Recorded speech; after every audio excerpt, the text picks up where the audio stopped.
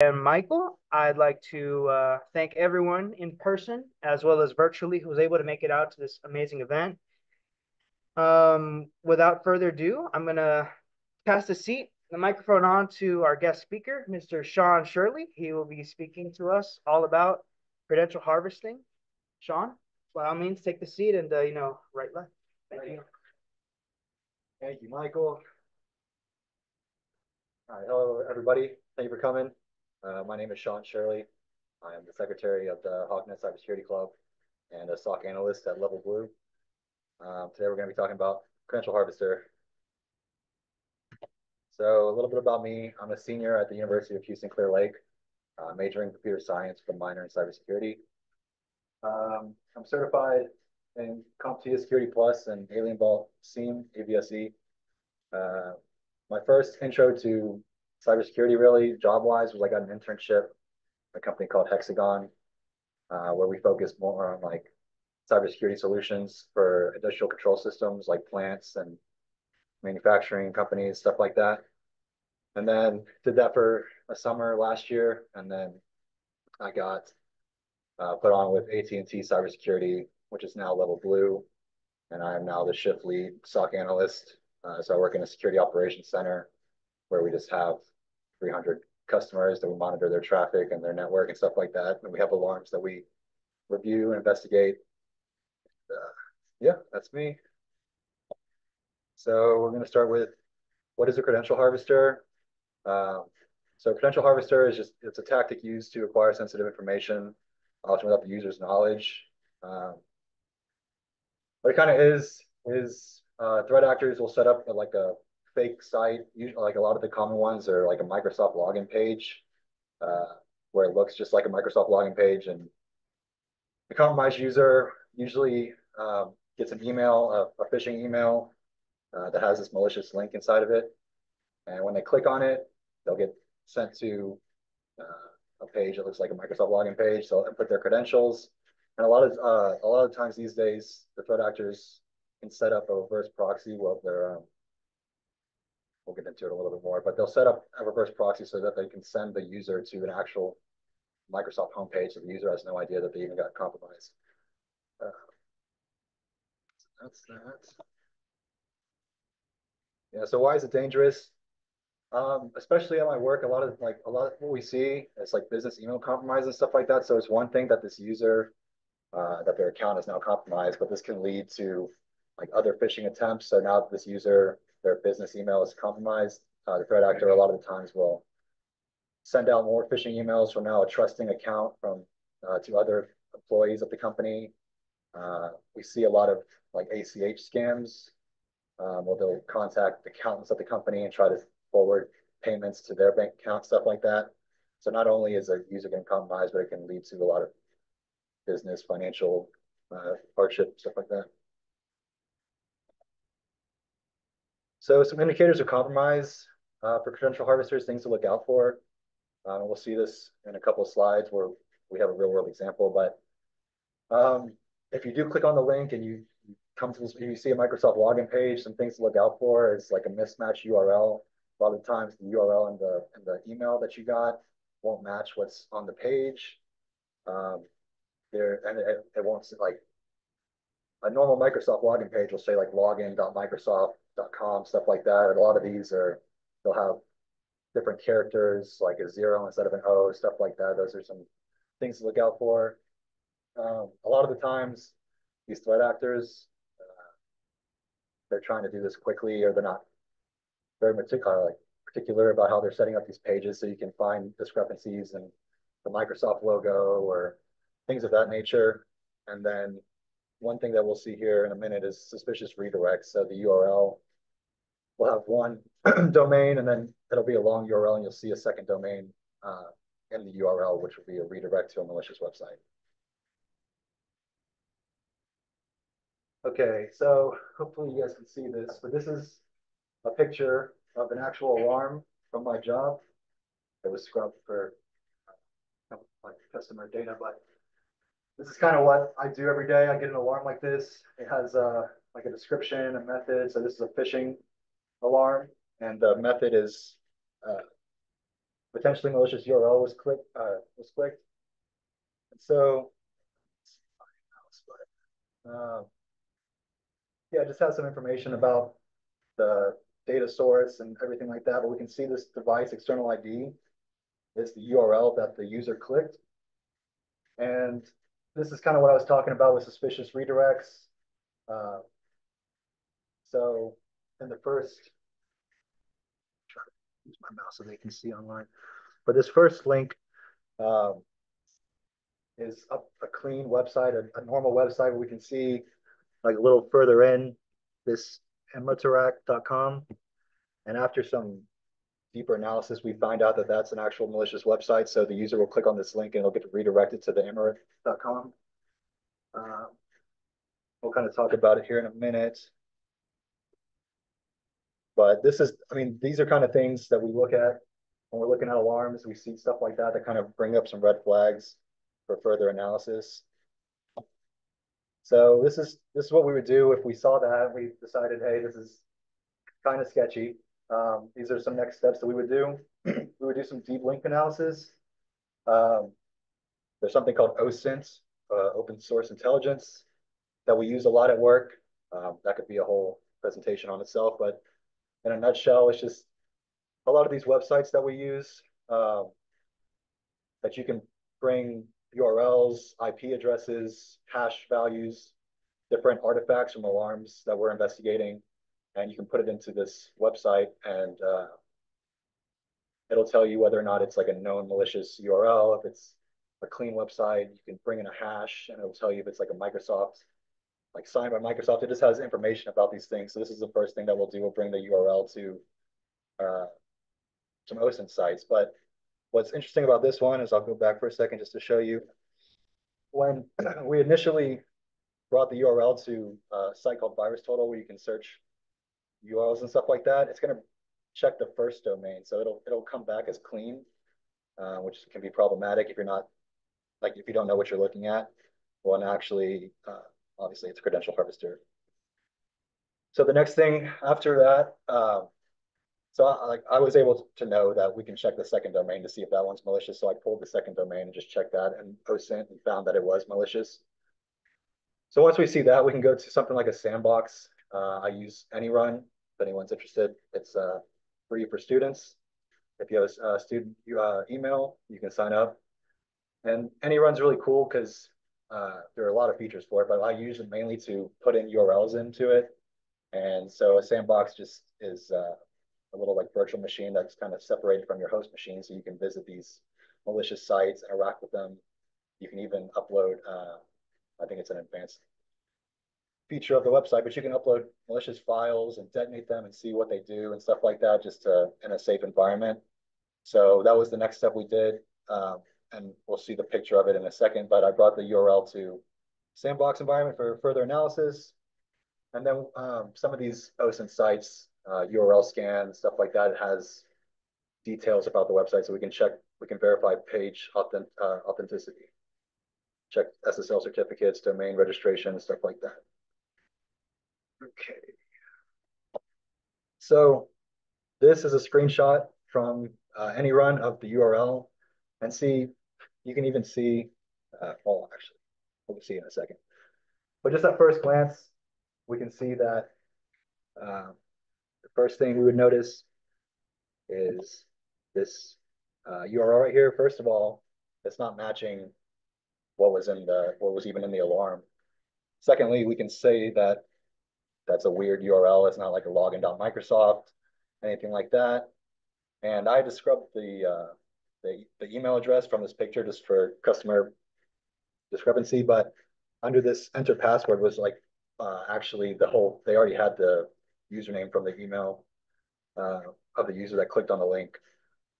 So the next thing we can see is this in a normal situation on a Microsoft login page. When you scroll over forget my password, it should take you to a separate page where you can figure that out with Microsoft.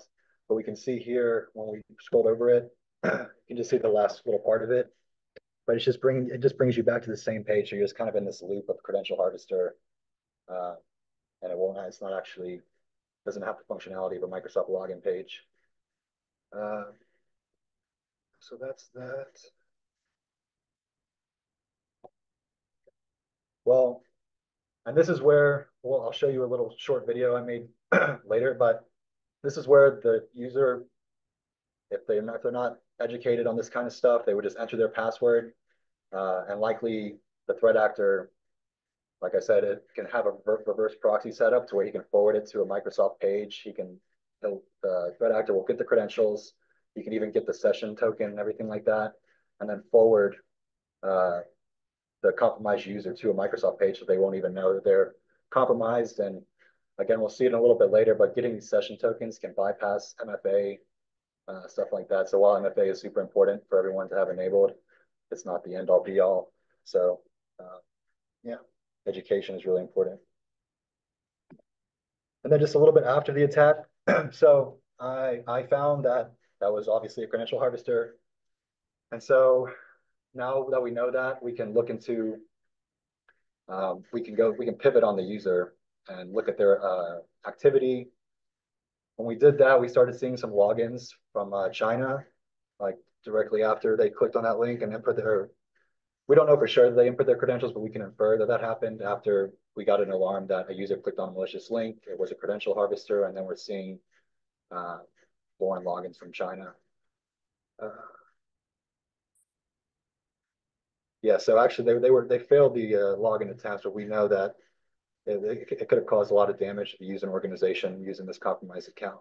But we'll see on this next slide. This is a screenshot from my job, pretty much. So this is what I do all day, pretty much. But this is the events page. So not to get too much into Alien Vault scene that we use, but a company will have different data sources we can see here in the picture, like Azure AD, Office 365, that have different types of data sources from their company that uh, users when users perform activity at their job or anything, they visit websites, we can get command line logging, stuff like that. It'll forward the logs to these data sources for Alien Vault. These logs create events, and the events create alarms based on rules, machine learning, detections, stuff like that. So what we see here uh, on the screen are just events. So I don't have the screenshot of us uh, looking up the username and stuff like that, but right before this, we searched the username, saw foreign logins from China. There's these you can use filters in this page for events. So we filtered using like, you can use regex here, and we just search by the /24 IP address. And we can see for this user, all these login attempts from different uh, Chinese IP addresses. And while their user login failed, um, it's still good to inform the customer and let them know what was going on. Yep. So next, we're building the investigation. So that's kind of what I do at work. We get the initial alarm, we review the activity, analyze artifacts, stuff like that. We determine if it's false positive, all other different options. But if we see something like this, we would build an investigation, which is just providing the customer with all the artifacts we found, the URL, the username, let them know about the login attempts from China, and then provide an analysis of what we saw, some recommendations, the artifacts, and the raw logs from the associated event from the alarm. And so I just wanted to mention some mitigation steps that we would recommend to the customer. The first thing we would do is tell the customer locking to lock the affected user accounts. We would lock the account. We would revoke any active sessions. This is necessary to prevent further unauthorized access, because it's one thing to just lock the account, but if the threat actor already has access, um, they can still perform activity in that session. So they need to manually revoke active sessions, and then resetting the user credentials, and just ensuring, we always tell them, ensure multi-factor authentication is enabled for all users to enhance security measures and reduce the likelihood of future breaches. But like I said, some of these attackers, they're getting pretty complex these days, and uh, a lot of these attacks can bypass MFA as well. So conclusion for this, this final reports, this incident just highlights how important it is to have a robust detection in place, just so we can quickly identify these credential harvesters and how important it is. The main thing to take away, I think, is education uh, for users and employees, because you can have all these beautiful security measures, people monitoring 24/7, but if a user clicks on a link or downloads something silly, uh, I mean, that doesn't matter what you have in place. Uh, so then I just wanted to, okay, so this is for educational purposes only. Uh, I made a little video. I set up a credential harvester. It's kind of scary how easy it is uh, using these tools online.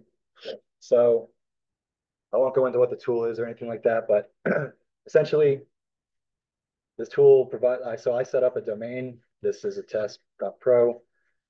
You give the tool a domain, you set up some things called a fishlet, which you find some templates for like Microsoft, like I saw some for Twitter, Instagram, LinkedIn, all these templates of login pages from these companies.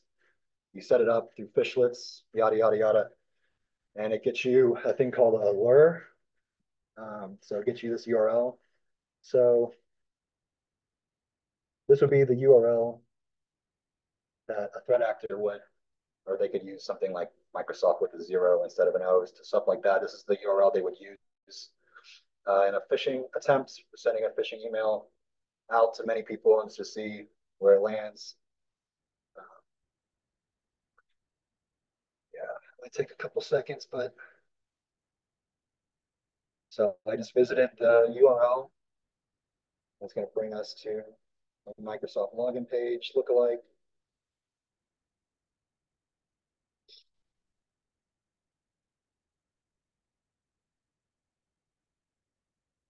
So we can see the URL is my domain. This is a test.pro, but it looks like a Microsoft login page. This tool that I'm using is a reverse proxy. So right now, uh, and yeah, these username and passwords don't work anymore. So any of you tricksters out there, uh, but this would be a user.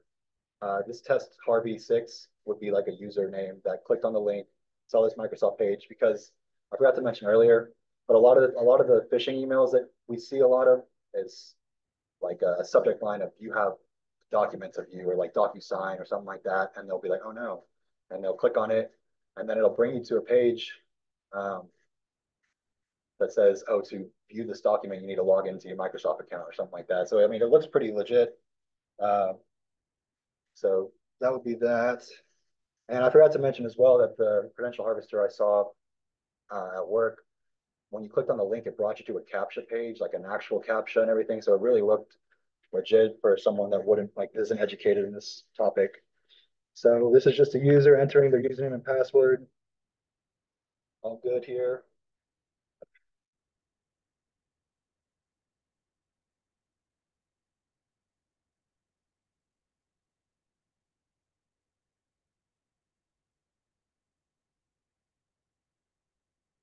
So yeah, this brings you to Microsoft's homepage where they can actually access their Microsoft page, all their Outlook and everything like that.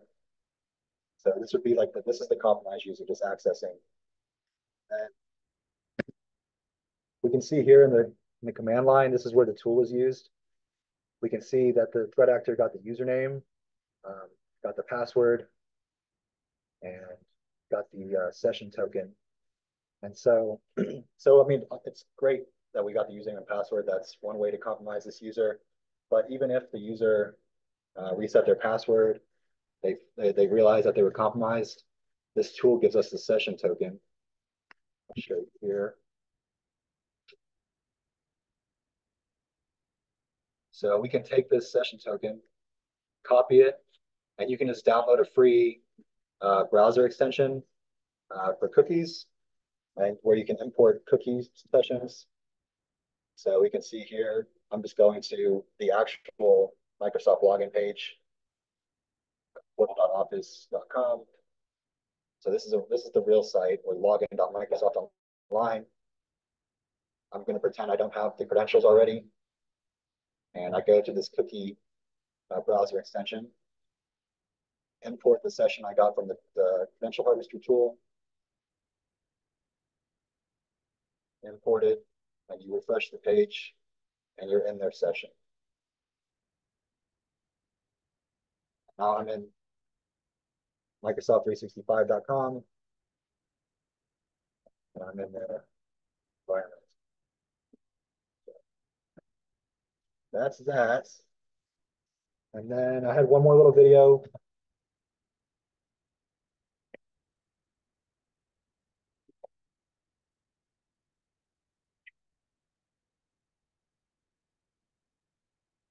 I want to show you guys. It's just something I've made as a personal project.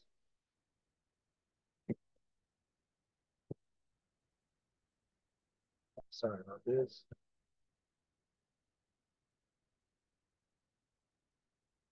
So like I said, at my job, OSINT is like a big part of it. We have tons of bookmarks and tabs of different OSINT sites that we can use for URL, different, like 20 different ones for URLs, 20 different ones for IPs, 20 different ones for hashes, yada, yada, yada.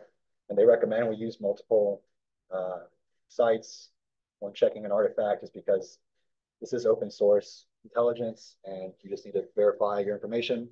So it can get kind of like cumbersome to go to different sites all the time. So I made this little thing called the OSINT aggregator.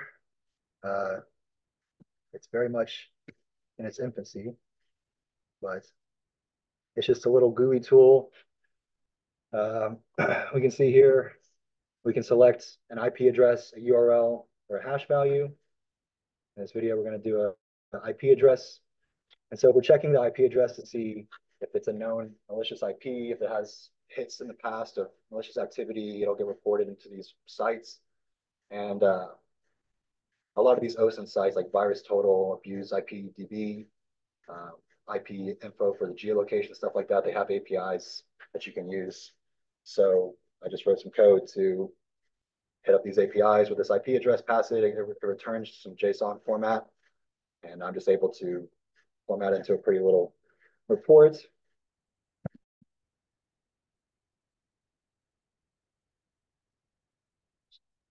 So we see here, we search the IP address, and these are OSINT results in this IP that I submitted. So VirusTotal says that those two malicious hits, these are the companies that detected it as malicious.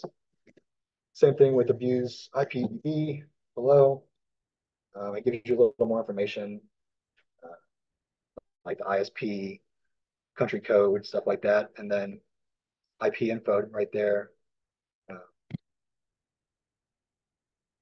Will tell you the geolocation, which is going to be, it's just New York right here, but it can be important, especially looking at user logins, stuff like that. We want to see what the geolocation of these IP addresses are, see if it's anomalous, anything like that.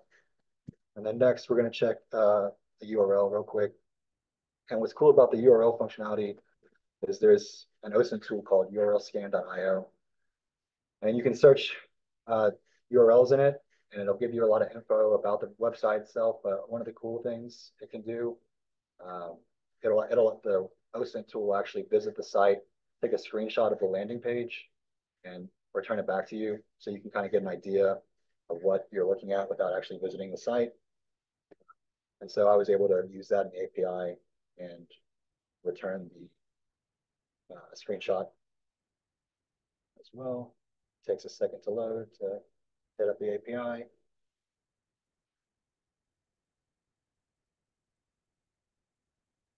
And then, yeah, so it brings out that it's been reported once as malicious. This is a screenshot. I think the site is down or something, but that's just kind of an example of how this could be used.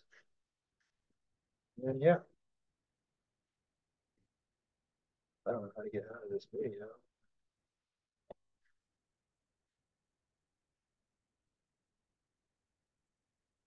Any questions? Again, I'm not, I do want to preface with, I do work in cybersecurity and I know a little bit about credential harvest and stuff like that, but I'm no subject matter expert. So I'll try my best to answer your questions, but I might not know. So any questions, anybody? I don't know how to check the chat. All right. So you said you work about with 300 corporations, and I'm assuming that each of these has maybe 500 employees. So this is like 100,000 computers that you're watching on. Yeah. My question is, how do you get good service? Yeah, I mean, it can be tough. Luckily, we have like a great team, a big team, and there's a lot that goes into these detections of alarm and stuff like that. So we're not just like sitting there watching all these computers, all their activity. There's just rules in place. We have a whole alien labs team um, that look for anomalies and stuff like that. And they create these like YARA rules, different rules that uh, against the baseline of activity and stuff like that. So if something's anomalous, it'll trigger an alarm or something like that. If it hits a malicious website, then we see it. So luckily, we're not just sitting there like, oh, this website's cool, this website's good, this one's bad, anything like that. We just have a lot of tools in place and yeah.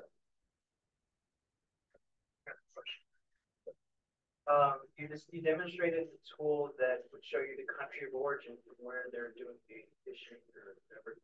Would that be circumvented easily by VPN? Oh, absolutely. Yeah. So yeah, that's definitely a thing. People can just use VPNs and get around a lot of that stuff, but we also have detections of VPN detected, the stuff like that. That's just another alarm. So one thing to think about too is we're not just strictly going based off, oh, this is foreign, this is bad. It's a culmination of activity, stuff like that. So yeah, and we would still, if we're looking at a user's activity and some threat actor compromised the user and logged in from a VPN, and so we don't see a foreign login, we just see US normal US foreign US threat actor activity. We could still check the IP address, and if it's not commonly seen in the environment, it's the first time we saw this IP address, even if it's from the US, we would still alert the customer and be like, hey, this is from the US, but it's the first time we're seeing it. We just want to double check.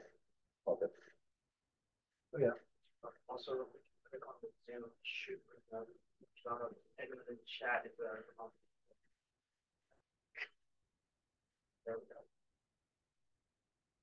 Good sound level. Very cool. Anyone on Zoom have any questions before we wrap it up?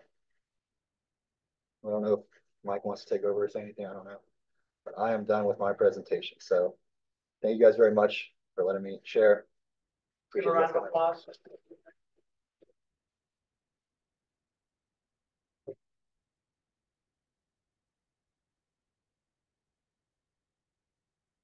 Again, if anyone has any questions, the chat is open, or if you prefer, you can unmute your microphone if that's an option. I think it is. I'm not sure.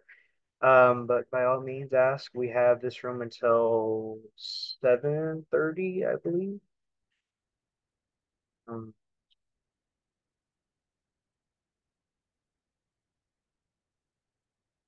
yeah.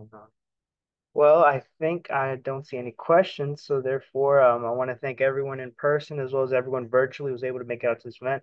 Big thanks to our guest speaker, Sean, for making this happening. It was a great presentation. And to those watching in the future, as you know, this will be posted on the HawkNet YouTube channel. Thank you so much for watching. Give this video a big like, share it, subscribe to the channel if you haven't. And yeah, that is going to conclude this session.